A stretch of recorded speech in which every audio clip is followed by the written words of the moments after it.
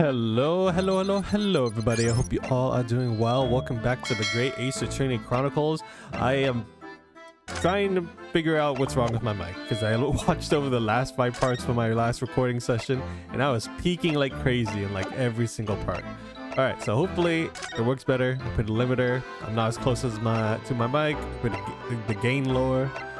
Yeah, we'll see if it works. All right, I think we were supposed to head to the crime scene now to see what we can find over there after speaking to our defendant.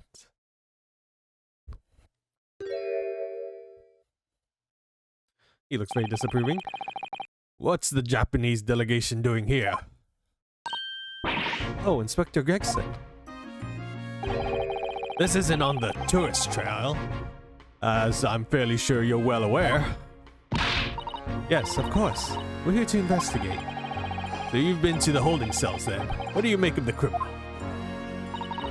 He's not a criminal, as you put it, Inspector. He's a suspect. We'll see about that. You Japanese like to stick together, I suppose. Well, do what you will. It doesn't matter. It doesn't bother me. The bloke's in court tomorrow, whatever happens, and the verdict's a foregone conclusion. The stone-cold air of rejection. Take heart. London at this time of the year is full of stone-cold air. That makes it worse somehow. Alright, what can you tell us? Talk about Scotland Yard, I guess? Tell me about Scotland Yard, Inspector.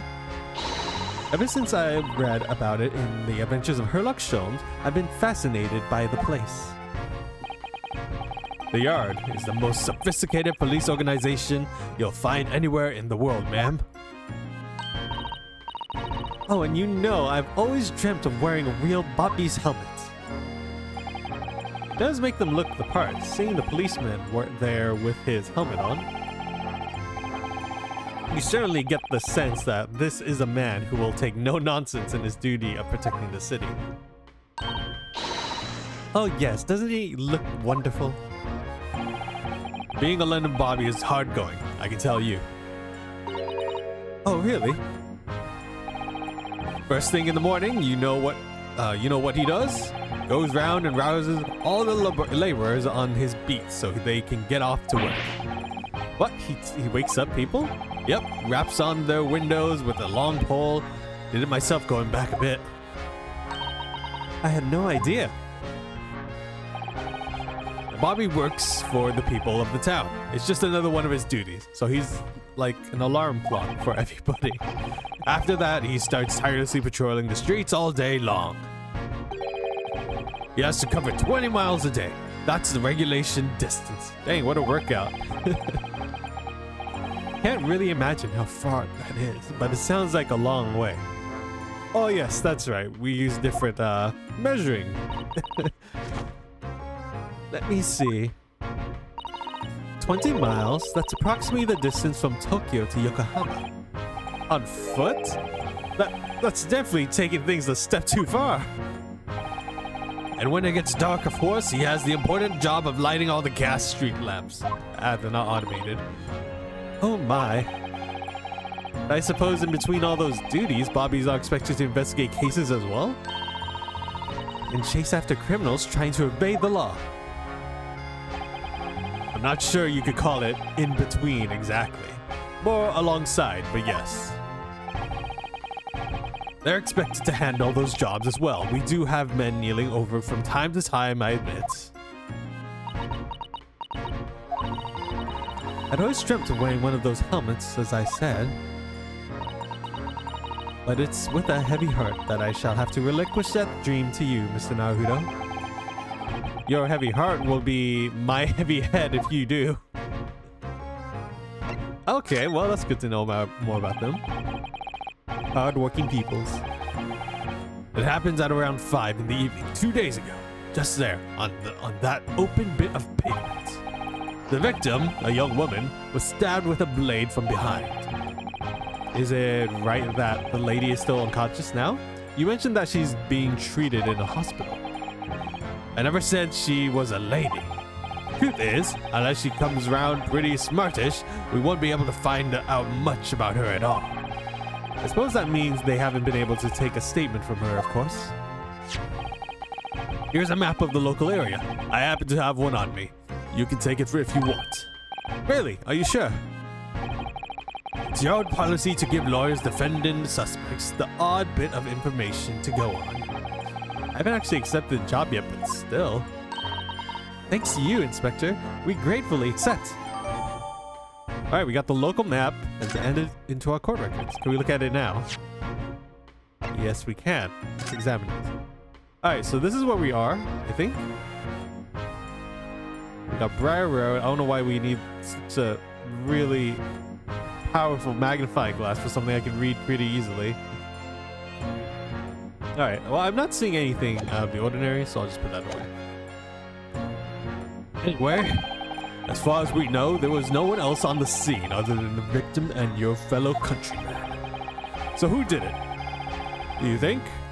Not much of a head scratcher, is it? Well, I know Mr. Natsume is also claiming to not have seen anyone else around, but just because he didn't see anyone, it doesn't mean we can be sure that nobody else was present. I'm sorry to have to tell you, but we most certainly can be sure. How? Because, ma'am, the precise moment of the stabbing didn't go unnoticed. It what? We have two very reliable witnesses, no less. It was a typical foggy London day, and the client obviously didn't see them. There were witnesses now. Alright, let's talk about more of these witnesses. Who are the witnesses, Inspector? A fellow and his wife. And the man's one of the most reliable and respected citizens in all of London. He's a copper from Scotland Yard. A policeman? That might change things. And this policeman just happened to be there at the exact moment of the woman's was attacked? Nothing peculiar about that, ma'am. Part and parcel of being a bobby, catching them bang in the act and all that. Do you think it might be possible for us to ask the policeman a few questions? Be my guest. You can ask him what you like. In court tomorrow. Oh. I've no doubt he'll be summoned as a witness. So, they'll give you something to look forward to. That's that then. He's got no intentions of letting us meet the man beforehand, it seems. Policeman witness the incident? As your judicial assistant, I must warn you that this could make our job very difficult indeed. Yes, as a non-judicial assistant, I could have warned me that too. Oh yes, one more thing, Inspector. What? The person who led you to the suspect, I hear that he was Mr. HERLOCK SHOLME'S? What are you bringing him up for? Was it something I said? The color has drained from his cheeks. Yeah, he does not like him having him around. Let's talk about tomorrow's trial. Just go down the list. That twitchy Japanese bloke goes on trial tomorrow. Are you going to defend him or not? Well, makes no difference to me, but I will just say this. No London lawyer worth his salt would touch that case with a bird's paw. Because the prosecution is being held by the Reaper of the Barley, you mean? Oh, I had the wrong voice. There's no way to save the man now. It's a waste of time trying. It is all a bit strange, though. Sorry? The Reaper. He hasn't appeared in court once for a good few years now. Yes, we did hear something to that effect. And the only people he usually bothers with are the real scum, the master criminals, the violent ones. But master criminals? The violent ones? That's right. He handpicks his victims, only deals with those guaranteed to go to the gallows for their sins. But Mr. Natsume wouldn't hang for what he's accused of, surely. That's just my point, sunshine. Yes, the young woman was stabbed, but it didn't kill her. Couldn't even say the intent was there. So this isn't the sort of case I'd be expecting the Reaper to want to sink his teeth into. For want of a better phrase. Well, it's not exactly a minor infraction, is it? No, there's got to be more to it. Some reason he's taking an interest. It might be because of me, but we'll see. Really? What sort of interest, Inspector? You think I can tell what's going on inside the head of that Lord of Darkness? You'll have to ask him yourself at tomorrow's trial. Are we really going to have to face a Reaper again? The Lord of Darkness, as he puts it? Okay, he might have taken an interest in me. Hopefully he didn't. We'll see. Who did you hear that name from? Oh, well, it was Mr. Natsume who mentioned it. He said that Mr. Sholmes was with the police when they entered his lodging. I'm sure it was the result of one of Mr. Sholmes' inspirational great deductions. Fatal! Ah. The man's an amateur, and I'm getting sick and tired of him showing his mug everywhere. Oh. I don't know where he gets his information from, but he turns up at the scene of the crime, wanders around spouting incomprehensible rubbish, and before you know it, he claims to have solved the case. Yes, he's quite astounding, isn't he? He is a great help to Scotland Yard, though, isn't he? Gibble gabble! Ah. Ever seen this before? Oh, yes, that's Rant's magazine. The wonderful publication in which the adventures of Herlock Sholmes appear. Yes, well, that wonderful publication, as you put it, sees to fit include several of the Yard detectives in its stories. And the so-called great detective makes a mockery of all this. If you ask anyone at the Yard, it's a misadventure to be included in any Herlock Sholmes tale at all. Well, I suppose there's an element of that. We work our socks off, every one of us, only to be trumped by the public thanks to that obnoxious detective. The man's as dangerous to us at Scotland Yard as he is to all criminals. That can't really be true, can it, Inspector? Clearly the great detective and the police have a complex relationship. Okay, yeah, he finally shows his true colors on that. Well, I don't think we're going to get any more useful information out of the detective. Mr. Naruto, can I make a suggestion? Oh yes, what is it? Well, it seems to me that we must speak with him about this. By him, do you mean Mr. Sholmes? Yes, Mr. Herlock Sholmes, exactly. Look at those shining eyes. You can't wait, can you? Well, Mr. Natsume did blame Mr. Sholmes for all this, didn't he? Yes, he did. He really did. Which makes him an involved party in the case. Are you just going to ignore that? I hope not. I assure you, it's not simply my selfish desire to meet with Mr. Sholmes again. The trouble is, we have no idea of the man's address. Even it's Baker Street. How did you know that? It's in the stories, of course. 221 Baker Street, the most famous address in the world. Oh, I see. Well, there's nothing to stop us from going, I suppose. We better try to find our way there before Susato-san gets any more excited and unpredictable. Hoorah! I'll summon a carriage. So we're going to have a reunion already with the greatest detective, Mr. Herlock Sholmes. Okay, well, let me see. If I look at the map, how far is Baker Street anyways? I have no idea because this shows me nowhere. Alright, can I talk to you about anything else? No, we talked to you about it all. So let's see. We can move over to a new location has been added. Where is it? Oh, there. Sholmes Suite. Alright, let's get over there and talk to Herlock Sholmes once more.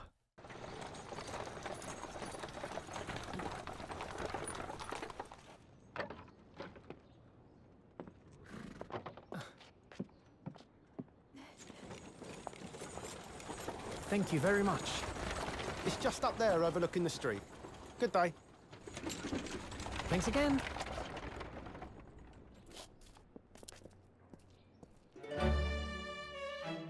This is it. The residence of Mr. Herlock Sholmes.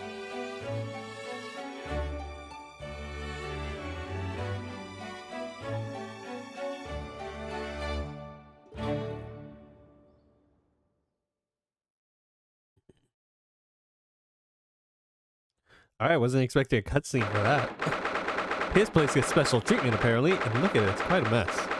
19th February, 12:53 p.m. SHOLME'S Suites. So this is where the great detective makes his living. Feels surreal to be here somehow.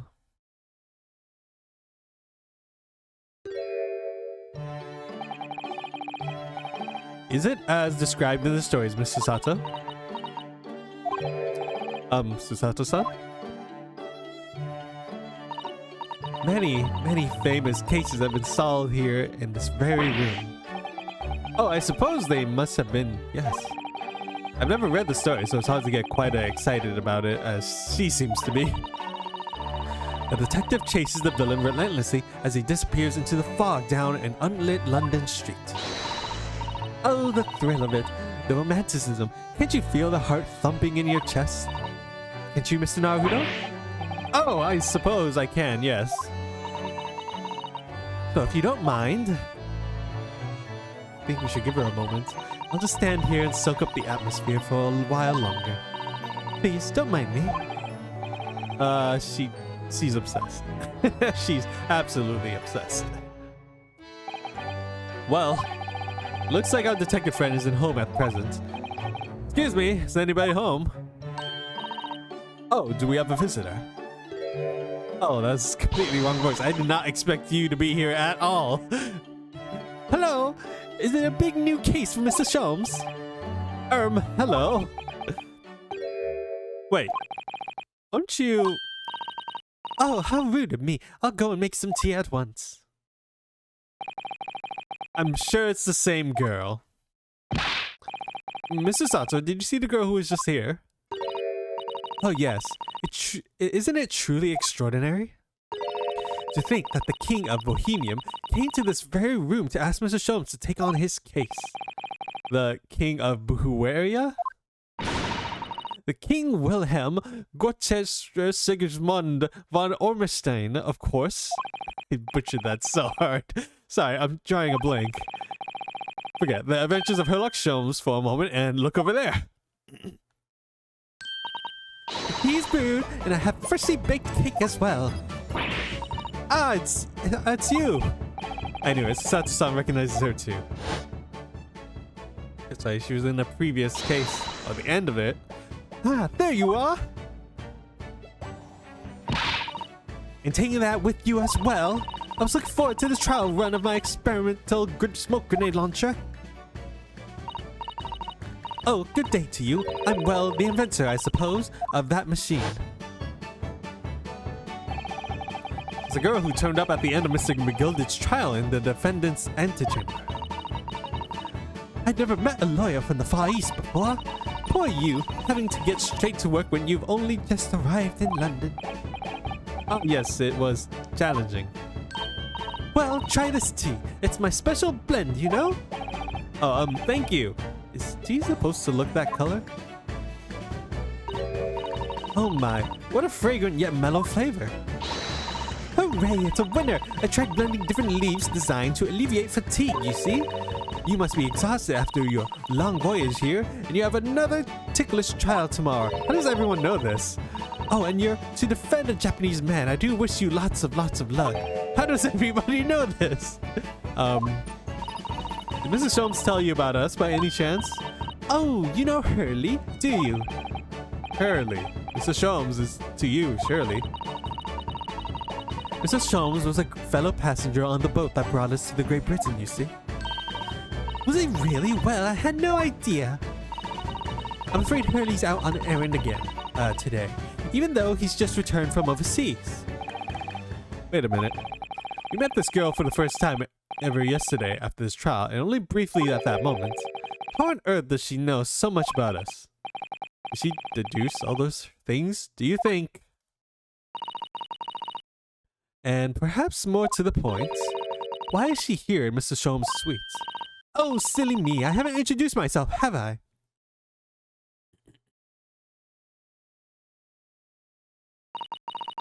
It's a great pleasure to meet you both. My name is Iris Wilson. Wow, that's not what I was expecting. Okay. I live here together with Hurley. Ah, Iris it is. What a lovely name. What? What's the matter? No, wait, this can't be. Did you just say your name is Wilson? What's the matter with Susato-san? Why is she so flustered all of a sudden? Yes, that's right. And what are your names? Oh, I'm Ryunosuke Naruto, a lawyer from Japan. Oh, sorry.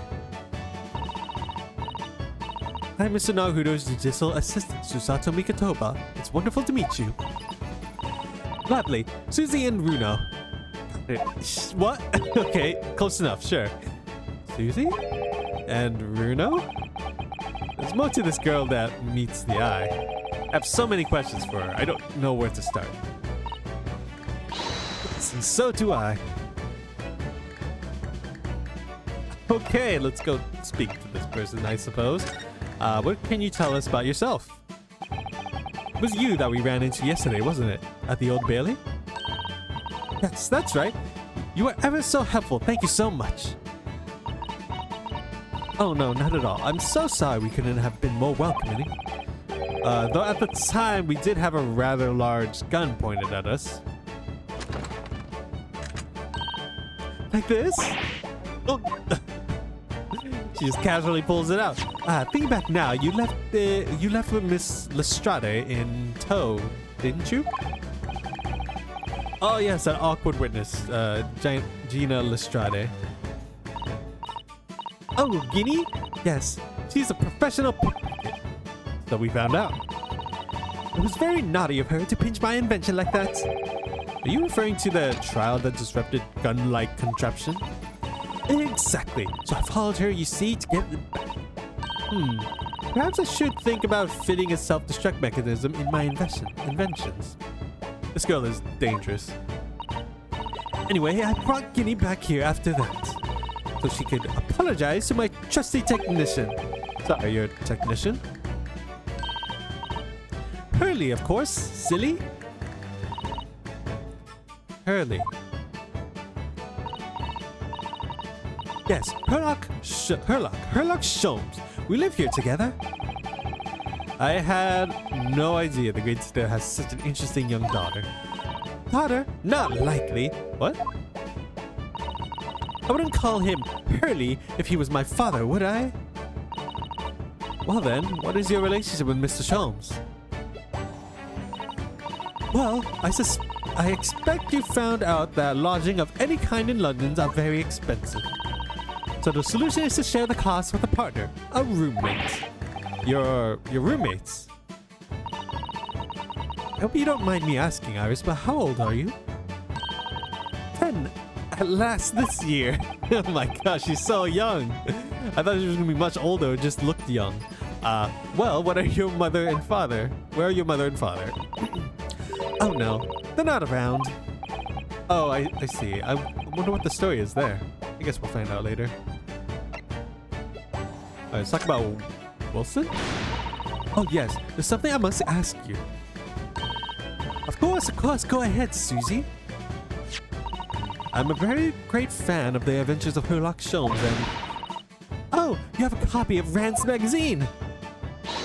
Yes, I've read every issue. I've delivered all the way to Japan on a ship. Oh, this is exciting! My stories are being read on the other side of the world? My stories? That's right, Hurley is always solving such amazing cases, you see, and he tells me all about them. They really are quite fascinating. It would be a shame if it was the only one who ever heard them, don't you think?